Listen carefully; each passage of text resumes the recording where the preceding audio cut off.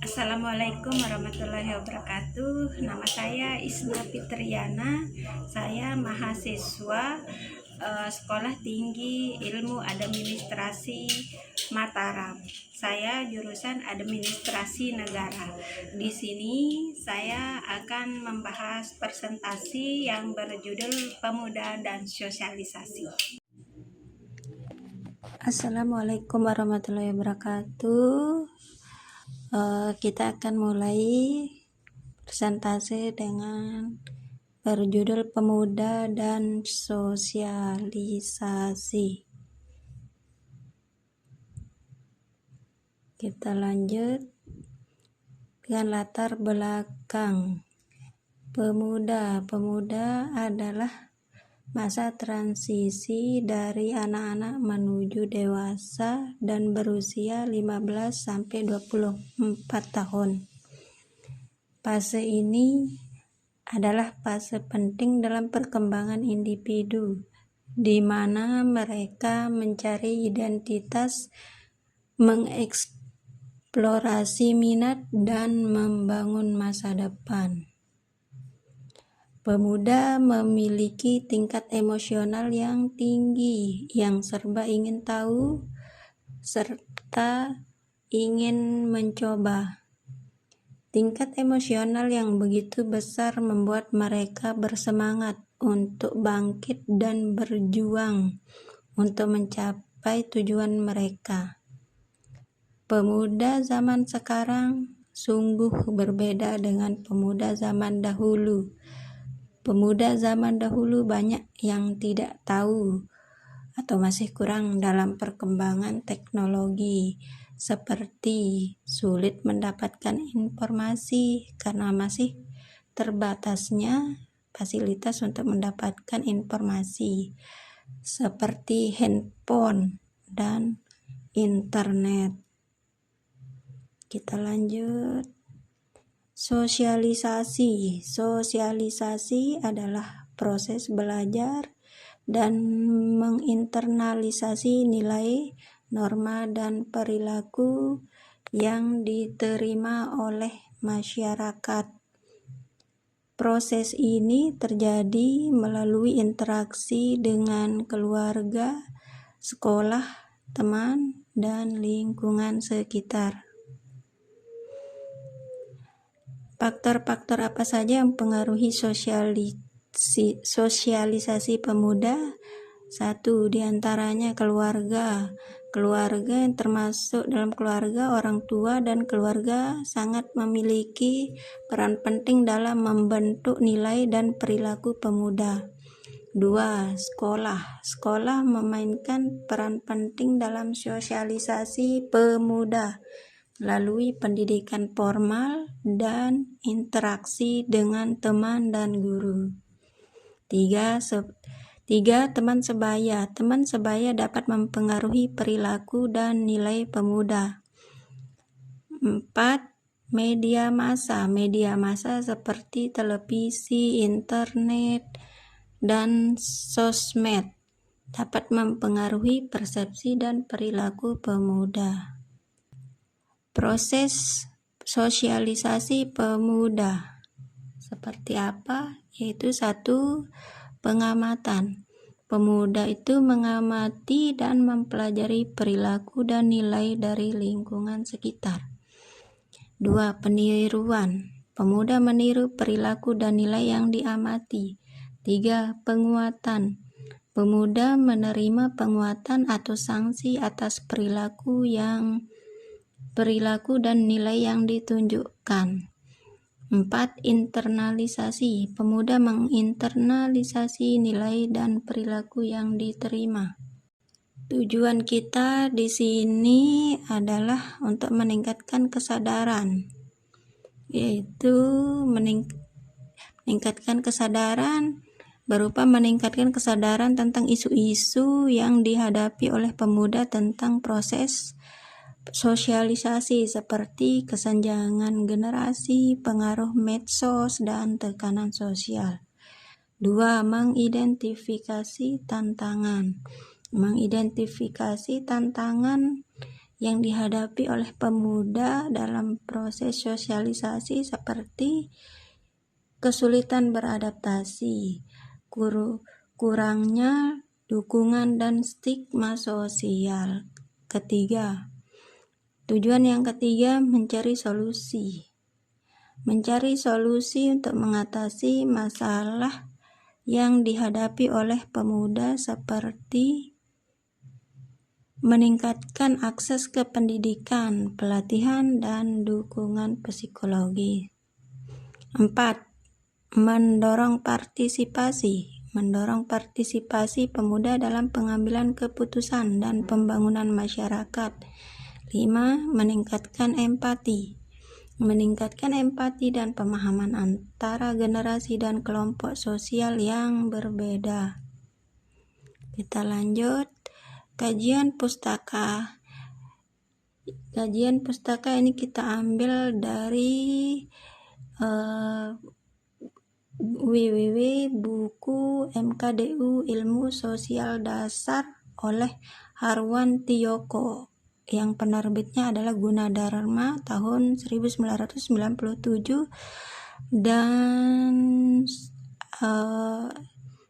www.idscribe.com makalah pemuda dan sosialisasi. Kita lanjut ya. Permasalahan yang biasa terjadi di kalangan pemuda. Ini data kita ambil tahun 2024 karena tahun 2025 belum bisa, kita tidak dapat data tahun 2025.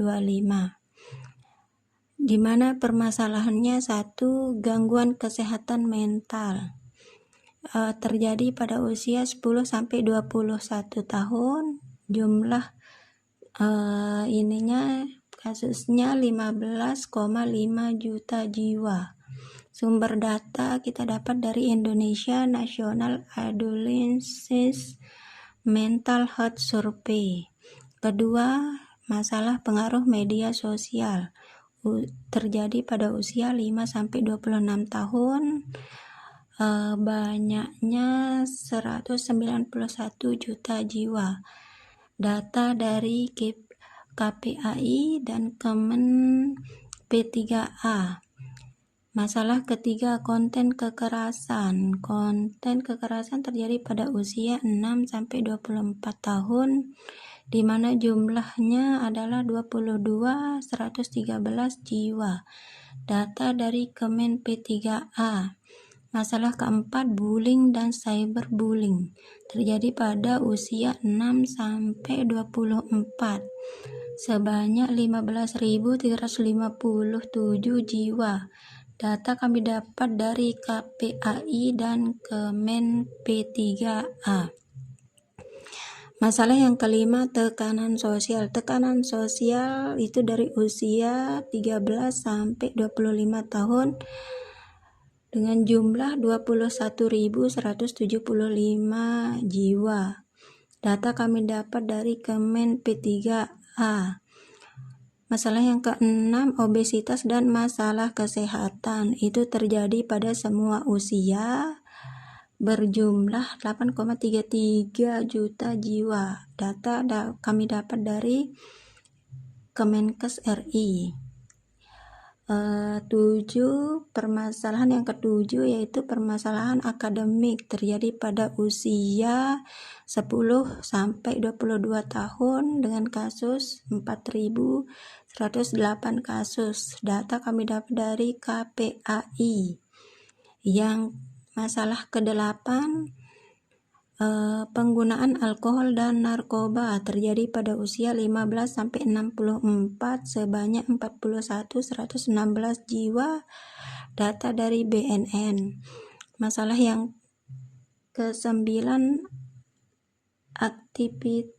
aktivitas seksual dan resiko kesehatan, terjadi pada usia 10-17 tahun sebanyak 15.740 jiwa.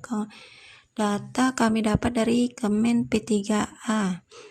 Masalah yang terakhir yaitu kecanduan judi online. Kecanduan judi online terjadi pada usia 9 sampai lebih dari 50 tahun, sebanyak 4 juta jiwa. Data kami dapat dari PPATK. Kita lanjut. Solusi untuk masalah tersebut yaitu dari masalah pertama, yaitu gangguan kesehatan mental. Gangguan kesehatan mental, solusinya yaitu memberikan dukungan mental, baik itu dari teman, keluarga, maupun tenaga profesional kesehatan. 2. Praktikkan mindfulness, meditasi atau yoga.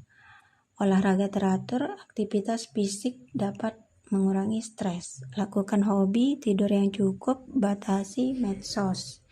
Untuk masalah kedua, solusinya yaitu dari masalah pengaruh medsos atau media sosial. Solusinya yaitu batasi waktu penggunaan medsos, hapus aplikasi yang tidak perlu, terus jangan bandingkan diri, yaitu fokus pada diri sendiri. Lakukan aktivitas offline. Yang solusi untuk masalah ketiga yaitu konten kekerasan. Solusinya tidak menonton konten kekerasan, pilih sumber informasi yang kredibel, lakukan aktivitas yang positif, gunakan aplikasi untuk membantu. Solusi untuk masalah keempat yaitu bullying dan cyberbullying.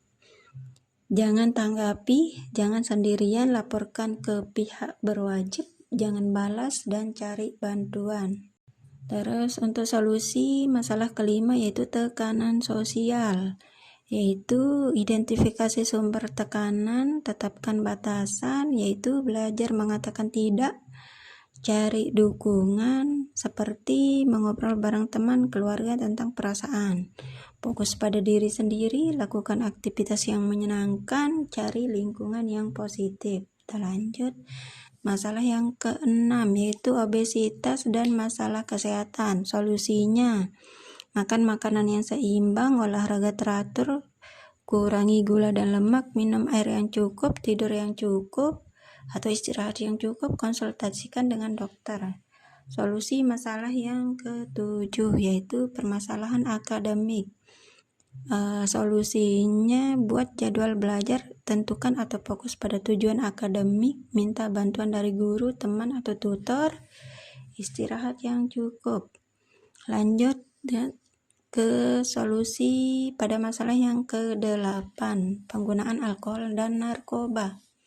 Cari bantuan profesional seperti dokter, terapis, identifikasi pemicu. Buat rencana untuk menghadapi situasi yang memicu keinginan menggunakan alkohol atau narkoba. Cari dukungan aktivitas alternatif seperti aktivitas yang menyenangkan dan sehat. Terus dukung diri sendiri. Kemudian untuk solusi dari masalah yang ke-9 yaitu aktivitas seksual dan resiko kesehatan, yaitu dapatkan pendidikan seksual yang akurat, lakukan pemeriksaan kesehatan secara rutin, cari bantuan kesehatan, komunikasi dengan pasangan. Selanjutnya solusi untuk yang ke-10 yaitu kecanduan judi online. Cari bantuan profesional, blokir situs judi, cari aktivitas yang menyenangkan dan sehat, buat rencana keuangan, dukung diri sendiri. Nah, kita ke saran yang di sini yang kita paparkan. Komunikasi terbuka penting dilakukan antara pemuda dengan keluarga, orang tua, guru, dan konselor tentang permasalahan yang terjadi. 2. Memberikan pendidikan karakter yang kuat dapat membantu pemuda menghadapi tantangan hidup. Ketiga, mendorong pemuda untuk melakukan aktivitas positif dan sehat. 4. Dukung mental health atau memberikan dukungan mental atau perhatian. Demikianlah, cukup sekian dan terima kasih. Wassalamualaikum warahmatullahi wabarakatuh.